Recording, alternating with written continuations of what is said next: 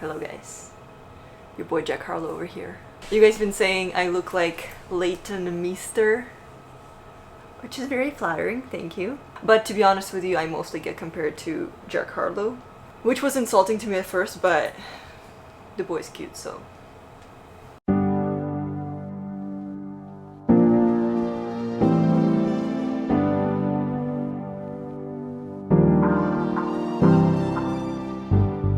Hi friends, my name is Molly, and in today's video we're gonna explore flexibility. I'm no expert in flexibility, I'm not like super bendy, I'm not a contortionist. However, I am proud of my progress and I've been seeing a lot of progress in my practice when it comes to flexibility. I never thought I can make so much progress in being flexible, and I truly impressed myself with that. To be honest with you, my flexibility journey wasn't all smooth sailing. It wasn't just upwards, it was very bumpy journey. I had few injuries, I was learning a lot, I was very frustrated a lot of the times, and I developed a completely new mindset when it comes to flexibility from where I started. So my mindset really shifted in viewing flexibility, and in this video I want to share some tips and also share my mindset and how it developed throughout my journey, and hopefully this will help you in your flexibility journey.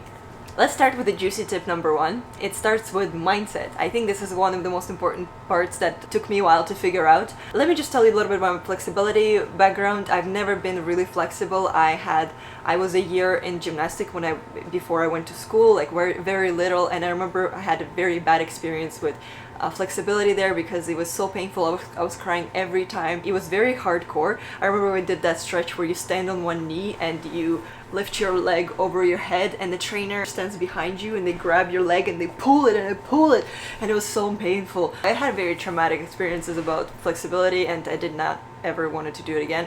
But I remember in my fitness days I was gravitated towards splits. I was thinking, oh, it would be nice to do splits, and I started practicing for splits for like 2 days, and then it wouldn't work out, so I just quit. So that's pretty much my experience before I started yoga in flexibility. So this was my mindset, very sort of limited understanding of flexibility. And when I started doing yoga, I watched all of those videos, flows, and I always see beautiful yoga gurus and they are so flexible and they can obviously do splits in all shapes and forms, and I was determined to do splits because now that I do yoga, I have to do splits. This is what yogis do. They do split through the pain and tears because it was very painful to train for it. I did it for 2 weeks straight because this is how long they said it takes to do the splits, and I remember I injured myself throughout this practice and I quit. I was relieved that I injured myself because I didn't have to do it. I could take a break and just do yoga in a way that I enjoy it, and I just put the splits on pause. I kind of abandoned that idea of needing to do splits, and I think that was a really good decision. So I just started exploring yoga and exploring flexibility with it because a lot of yoga is a flexibility practice, and this is what I'm trying to communicate with you, that my flexibility started improving once I started viewing flexibility as a whole, when I started viewing flexibility as a practice rather than one very short-sighted goal or just aesthetic image, because that just did not keep my motivation, that did not make my practice pleasurable, and also that was not a healthy view of flexibility, because when aesthetics is the driving force, it's not really a healthy place to come from. It's not gonna last, and it's definitely not gonna leave you feeling good. So I think developing your motivations of why you want to get flexible is very important, and developing an idea of how it's gonna benefit you in a bigger way rather than looking cool. So find the right motivation. And this tip perfectly flows into my second tip, flexibility as a journey, not a goal. So like I said, I had a very narrow goal of achieving splits, and that is the only part of flexibility that I wanted to achieve, and this did not work for me. In this tip, I just wanted to share that flexibility is a whole experience. It's an experience of stretching your muscles out, stretching your body out, creating mobility, creating movement, letting go of tension. Having a goal is great. You set a goal, you understand what you need to do for the goal, but then throw your goal away. Put it in the back end. The goal does not exist.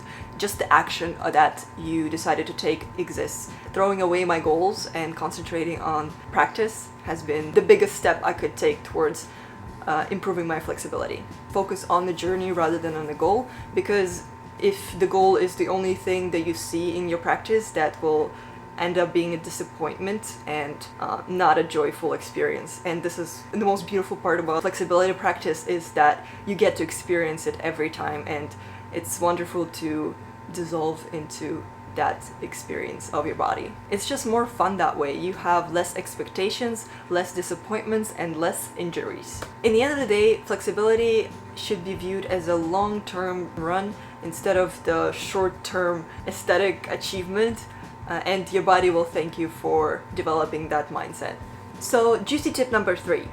Focus on your whole body flexibility instead of just that one part that you want to stretch out. Our body is a whole piece of connected muscles, tissues, and nerves, so it's very ineffective to focus on just one part of your body and stretch it out. What's the point of being able to do splits if you can't touch your toes, or if you can't reach your hands over your head? Maybe try to explore flexibility in the body overall. Dedicate a couple of days a week in your training to start with to just doing flexibility practice in your whole body. There's so many wonderful tutorials on YouTube. I'm definitely gonna leave some in my description box. With Full Flow is just dedicated to flexibility and exploring different stretches. And the more stretches you explore, the more you can implement into your flow, the more you can try out. You just paint a bigger picture of flexibility as a whole, and you develop a relationship with that practice. And it turns out to be a much more balanced body experience, and you will feel overall way better rather than focusing on that one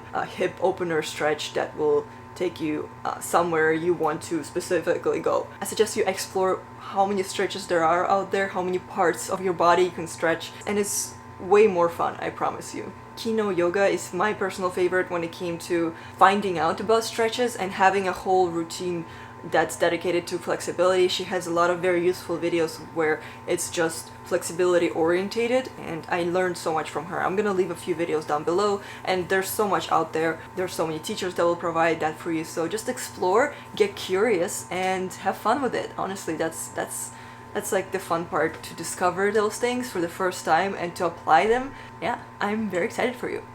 I think you are gonna gain way more progress overall if you're gonna view it as a full picture and work with the full picture. It may be slower than just forcing yourself to do those same stretches all the time, but this is the practice relationship that you can maintain throughout your life, and I think this is something that is eventual goal of flexibility. Again, your body will thank you. Juicy tip number 4, use props. I used to be such a prop hater. I used to think that it makes me less of a stretcher or a yogi if I use props. I don't need help, but it was totally an ego thing. Props are basically like a little crutch for you to get there. It's like learning to ride a bicycle. Instead of going right away into 2 wheels, start with 3 wheels. Now I love props, and I think they helped me so much when I started. It's actually way nicer to use props and lean into the stretch and deepen your stretch where you are with the help of props, rather than go super deep into the stretch, injure yourself, and just get scared and not go there ever again. So use props, help yourself, enjoy it, and take it slow, because you never want to go full on into your flexibility. It's always 70-80% of your efforts, because you don't want to overstretch your muscles. I have a few props that's been helping me a lot, especially in the beginning. I still use them. I love my blocks. I think that's a must. If you would get anything, get a blocks. And honestly, you can use a lot of other things as a replacement for blocks. My friend donated them to me. The dog bit them. I also have those gliders. I got them donated to me as well. Super unnecessary, but they helped me with splits, because I would glide on them into deeper levels of splits, which was very nice. I also have a strap. It's been really helping with my back bands at some point, and I just don't like using it necessarily, but it's been very helpful when I first started with back bands and developing my back flexibility. There's a lot of ways to use these props. You'll find a lot of tutorials on YouTube, and just have fun with it. Definitely ask your friends for help. Don't let your pride and ego take over your practice. And this leads us into my juicy tip number 5, which is don't let your ego get in your way. I hate when it takes over my practice. This is where bad things happen, not good things happen. So like I said, when I first started my practice, I thought that I don't need to use props because I don't want to be helped. I used to push myself so hard because those people can do it. I see people on the internet, they can do it, and why can't I do it? That pride was leading my practice, and this is where I ended up getting injured. So many times I am so upset with myself while I'm practicing, because I could do this flexibility exercise exercise yesterday? Why can't I do it today? And I could push myself harder than I can. Your ego will constantly whisper to your ear the words of comparison, or the words that you should be better, that you should be more flexible, stronger. Ignore it. That's not your friend. That's the ego. It will always push you towards not a good path. So just learn to block out that voice. Learn to get back into present moment and what you're working with, what your flexibility practice is right now.